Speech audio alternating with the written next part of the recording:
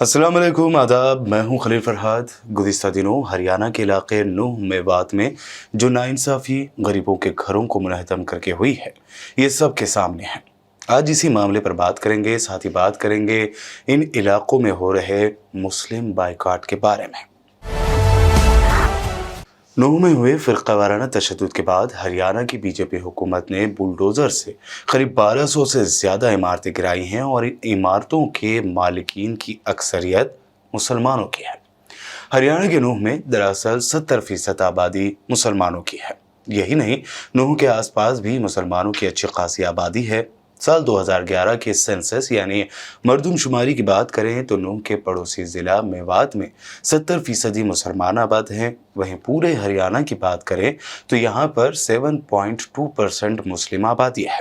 Violence के बाद जब बुलडोज की गई इमारतों का जायजा लेने और मुतासरीन से बात करने के लिए कई रिपोर्टर्स जब यहाँ पहुंचे और मुआयना किया तो उन्होंने पाया कि गिराई गई ज़्यादातर प्रॉपर्टीज़ मुसलमानों की हैं। इस दौरान 7 अगस्त को पंजाब और हरियाणा हाई कोर्ट ने भी इस मामले में मदाखलत करते हुए हरियाणा की बीजेपी हुकूमत से पूछा कि क्या हुकूमत बुलडोज़र कार्रवाई की एक तरफा कार्रवाई को देखते हुए एक कम्युनिटी की सफाई में शामिल है। इसके बाद कार्रवाई पर रोक लगा दी गई, लेकिन तब तक सैकड़ों गरीबों के आशियाने और उनके ख्वाब उजड़ चुके थे। इसका हिसाब कौन देगा? हरियाणा की बीजेपी हुकूमत के मुताबिक गिराए गए घर इन सभी लोगों के थे जिन्हें या तो गिरफ्तार कर लिया गया था या उनकी शिनाख्त कर ली गई थी। इस दौरान इन घरों के गैर कानून होने की भी बात कही गई।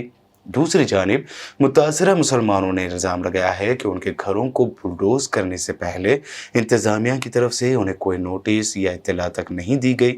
सीधे बुलडोज़र उनके घरों और दुकानों तक पहुंचा और इमारतों को गिरा दिया गया। इस दौरान खरेली कंकर गांव के लियाकत अली का बयान सामने आया, जो एक टाइल्स शोरूम के मालिक हैं।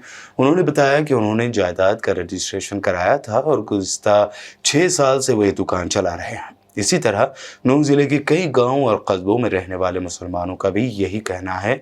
उनका इल्ज़ाम है कि कानूनी होने के बावजूद उनके घरों और दुकानों को तोड़ दिया गया। रिपोर्ट में जो मालूमात दी गई हैं उसके मुताबिक पूरे हरियाणा में सबसे ज़्यादा कार्रवाई मुस्लिम कम्युनिटी के लोगों के जायदादों पर की गई है, जिसे लेकर ओहदेदारों और हुकूमत के अपने अपने लॉजिक हैं। अब सवाल ये उठता है कि ये जो रस्साकशी इल्ज़ाम दर इल्ज़ाम हुकूमत और मुतासरीन के दरमियान हो रहे हैं, उसके पीछे वजह क्या है? क्या एक ख़ास मखसूस तबका या एक मखसूस मज़हब के वोटरों को खुश करने की एक मखसूस पार्टी की कोशिश है? अगर ऐसा है तो वो ये भूल रहे हैं कि नफ़रत की आग में जल रहे ऐसे बहुत कम लोग हैं जो दूसरे मज़हब से नफ़रत करते हैं। इसका नतीजा आने वाले इलेक्शन में ज़रूर पता चलेगा।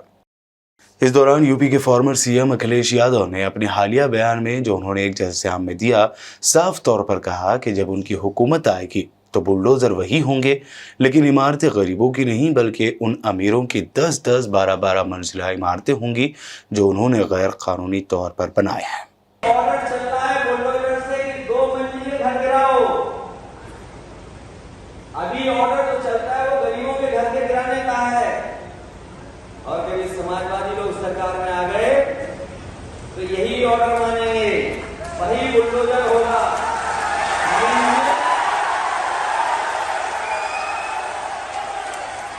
मंजिल 2 वाली नहीं होगी, गरीब की नहीं होगी, 8 मंजिल, 10 मंजिल। और मैं आपको कह रहा हूं, ये जो बुलडोजर वाली सरकार है, ये बुलडोजर वाली सरकार सबसे बड़ी भूमाफिया सरकार है। सबसे ज्यादा भूमाफिया और जमीनों का कब्जा अगर कोई कर रहा है तो भारतीय जनता पार्टी के लोग कर रहे हैं। वो देश के सबसे बड़े भूमाफिया लोग हैं। बहरहाल बीजेपी हुकूमत ने सैकड़ों इमारतें मुसलमानों की गिराई, तो दूसरी जानिब हरियाणा व आसपास के इलाकों में फ़िरका परस्त बजरंग दल के कारकुनों ने गली गली रैली निकालकर लोगों को खबरदार किया कि वो अपनी दुकानों में काम करने वाले मुसलमानों को नौकरी से निकाल दें या अपने घर मुसलमानों को किराए पर ना दें। वो ध्यान दे करके सुन ले, अगर उनकी दुकान में कोई भी बाहरी मुसलमान काम करता है तुरंत उनको अपने दुकानों से निकाल दे। सिर्फ 2 दिन का समय। अगर उसके बाद किसी दुकानदार ने किसी मुसलमान को अपनी दुकान पे रखा, उसके दुकान के बाहर उसके बहिष्कार का पोस्टर हम लगाने का काम करेंगे और उसको कौम का गद्दार घोषित करेंगे। ये बात आप सोच लेना। जितने भी दुकानदार साथी हैं अपनी दुकानों से मुसलमान कर्मचारियों को निकाल दें। अगर उन्होंने नहीं निकाला तो उनको कौम का गद्दार घोषित करके उनके दुकानों के बाहर पोस्टर लगाने का काम हम करेंगे। जय श्री राम, जय जय श्री राम। इस दौरान दिल्ली हाई कोर्ट के खातून वकील फोरम ने हिंदुस्तान के चीफ जस्टिस DY चंद्रचूड़ को एक खत के जरिए दरख्वास्त भेजी है, जिसमें हरियाणा के नूह में हुए फिरकावाराना तशद्दुद के बाद कुछ खास मजहब के लोगों के बायकाट की अपील करने वाले सोशल मीडिया पर जारी वीडियोस के खिलाफ कार्रवाई की मांग की गई है। 101 वकीलों की जानिब से साइन किए गए इस लेटर पिटिशन में सुप्रीम कोर्ट से अपील की गई कि वह हरियाणा हुकूमत को नफरत भरी तकरीर यानी हेट स्पीच के वाक़यात को रोकने के लिए कदम उठाए, कानून के मुताबिक ऐसे वीडियोस पर पाबंदी लगाने और इसके लिए जिम्मेदार लोगों के खिलाफ फौरी कार्रवाई करने का हुक्म दे। लेकिन जो नफरत फैलाई गई है, ये सभी जानते हैं कि मोहब्बत के आगे वो फेल हो जाती है। हरियाणा में जब एक तरफा कार्रवाई करते हुए मुसलमानों को निशाना बनाया गया और मुसलमानों के खिलाफ जहर उगला जा रहा है, तो दूसरी जानिब भाईचारे और मोहब्बत पर यकीन रखने वाले खुलकर दंगाइयों के खिलाफ और मुसलमानों की हिमायत में आगे आ रहे हैं। हिसार के बाज़ गाँव में किसान तंजीमों की जानिब से मुनक्कद किए गए किसान इजलास में नो वायलेंस के खिलाफ तजवीज़ पास की गई, जिसमें किसान लीडर सुरेश कोत ने कहा कि ये मुस्लिम भाई खड़े हैं, किसी की माँ ने दूध पिलाया हो तो हाथ लगाओ। सभी किसान संगठन पहुंचे हुए, हमारे प्रदेश के सभी मुस्लिम बड़े चेहरे पहुंचे हुए, हमारे प्रदेश के सभी सिखों के बड़े चेहरे पहुंचे हुए, तो वहां का प्रस्ताव पास होगा। हम भारतवर्ष के हिंदू, मुस्लिम, सिख, ईसाई सभी पंचायत में प्रस्ताव पास करते हैं कि हम किसी भी धार्मिक व जातीय दंगे में हिस्सा नहीं लेंगे। क्या आप इस बात से सहमत हैं? मेवात में हुए दंगों में हम शांति बहाल करने के लिए काम करेंगे। क्या आप इस बात से सहमत हैं?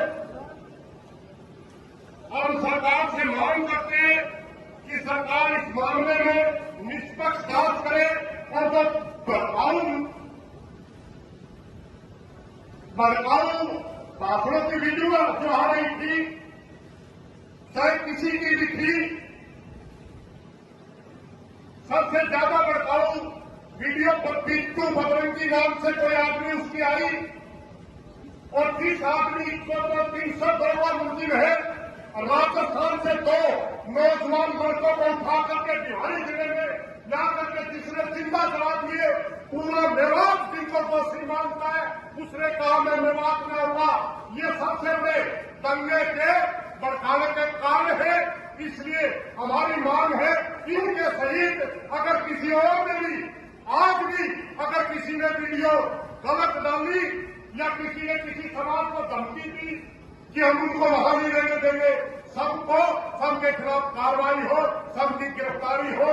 क्या आप इस बात से सहमत हैं? हम किसी भी जाति के खिलाफ टिप्पणी नहीं करेंगे। बहरहाल नफरत की आग में एक पार्टी ने मुल्क के मुसलमानों के खिलाफ आम जहनों में जहर घोल दिया है। लोग फिल्म के अफसानवी किरदार देखकर भी मुसलमानों से नफरत कर रहे हैं, लेकिन जब मुसीबत का वक्त आता है, जो हमने कोरोना के दौरान देखा, सैलाब के वक्त देखा, तो यही मुसलमान आगे आगे आकर भेदभाव किए बगैर कि कौन हिंदू है और कौन मुसलमान, सबकी मदद के लिए आ गया। तो ये ज़बरदस्ती जहनों में बिठा दी गई नफरत की वक़्त ही क्या है कि वह हिंदुस्तान की मिट्टी से बेपनाह मोहब्बत करने वाले मुसलमानों के ईसार व कुर्बानी और उनके इंसानी जज्बे को दबाने की कोशिश करे। वक्त आएगा जब नफरत हार जाएगी और मोहब्बत का बोलबाला होगा। बस सब्र का दामन ना छूटने थे।